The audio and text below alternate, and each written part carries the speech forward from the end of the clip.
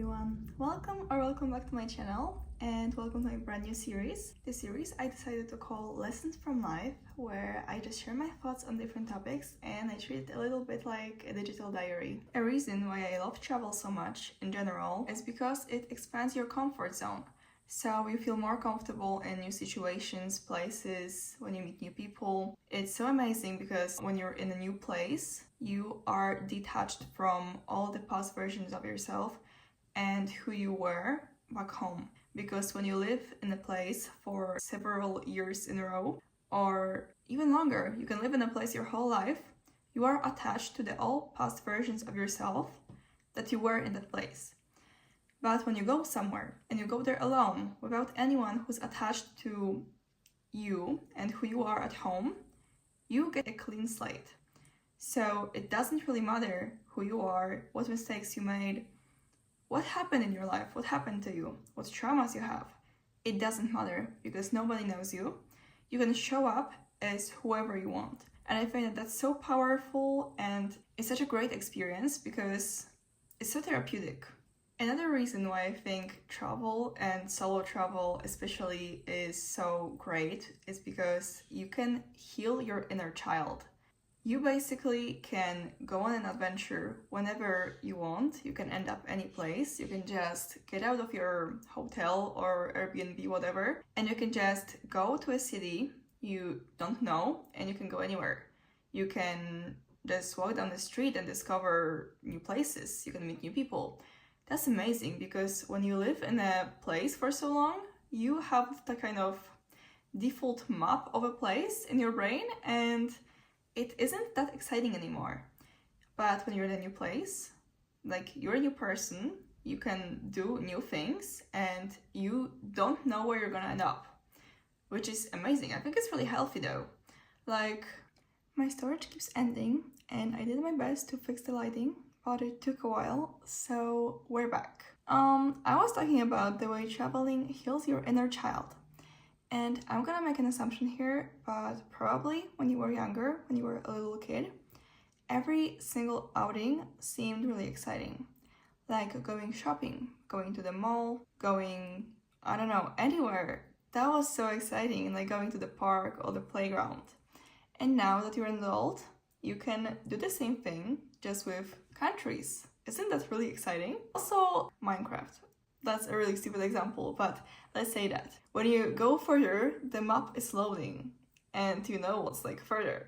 So when you travel, like your map of the world is loading the same way. You feel more comfortable in new places and new situations and they become familiar to you.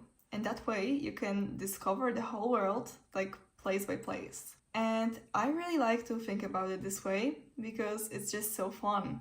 Another thing is that you are in a situation that is not familiar at all, so that really amplifies your problem-solving skills. You will probably encounter some weird situations or stuff you don't know how to deal with. Anything from your phone dying at the airport to like getting lost on public transport. Situations like that really force you to adapt and really experience the people around you, because when you have to ask for help, you have to interact with someone else.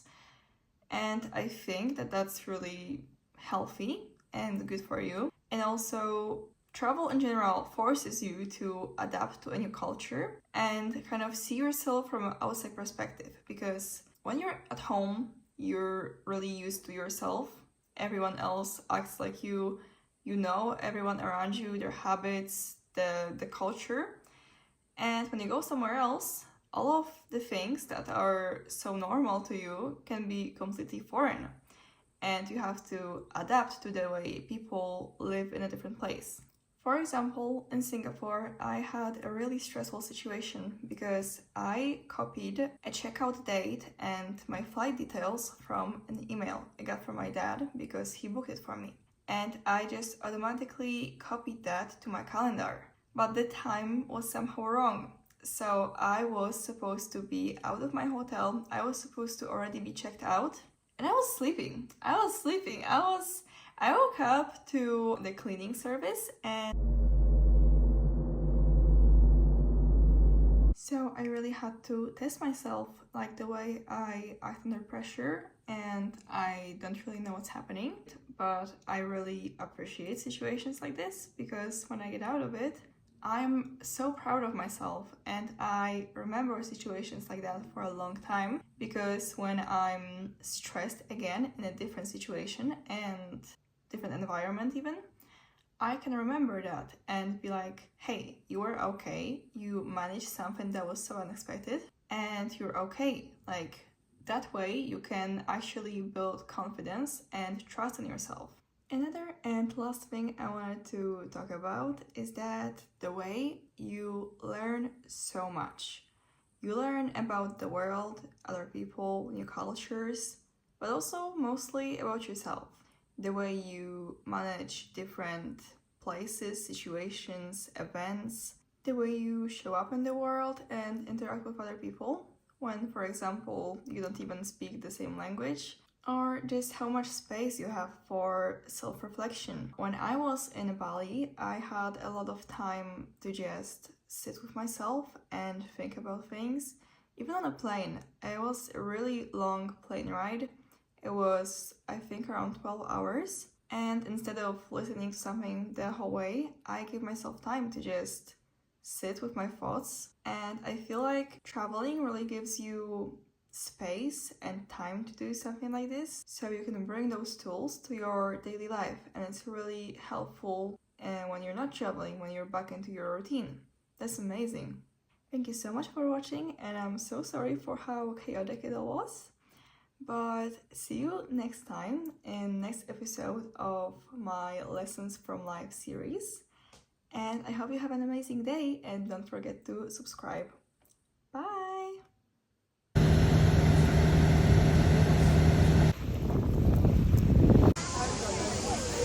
Excuse me?